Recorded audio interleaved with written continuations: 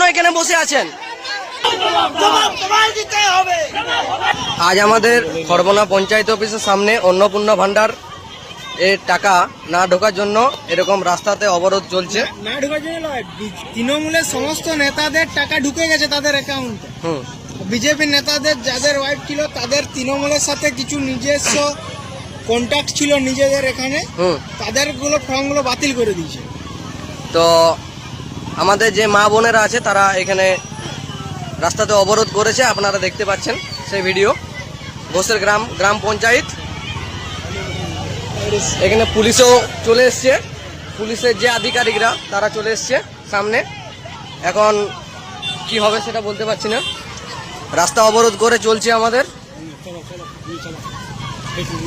পুলিশের আধিকারিকরা এখানে চলে এসছে, এরপর দেখা যাক কতদূর কি করতে পারে।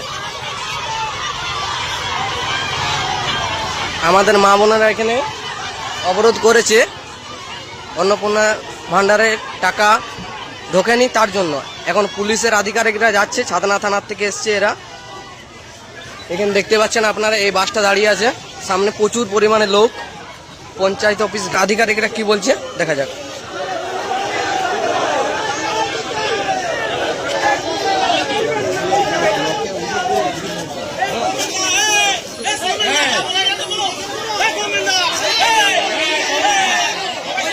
পুলিশের আধিকারিকরা এখন কথাবার্তা চলছে। এখানে মা বোনেরা আছে, দেখতে পাচ্ছেন আপনারা।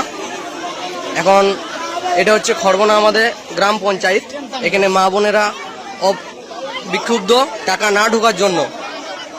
দেখতে পাচ্ছেন এখানে মা বোনেরা রাস্তার মধ্যে বসে অবরোধ করছে, অনেক মানুষের টাকা ঢোকেনি তার জন্য। এটা হচ্ছে ঘোষের গ্রাম পঞ্চায়েত আমাদের। এখানে মা বোনেরা টাকা না ঢোকার জন্য অবরোধ করেছে রাস্তা। এখানে পুলিশের আধিকারিকরা আছে, কথাবার্তা চলছে। আমি কথা বলবো এখানে। আপনারা কিসের জন্য এখানে বসে আছেন?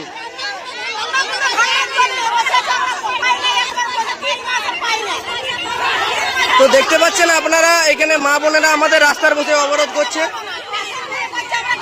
আপনাদের দাবি কি আছে? আপনাদের দাবিটা কি আছে? তো আপনারা দেখতে পাচ্ছেন এ হচ্ছে আমাদের সিচুয়েশন এখন। তো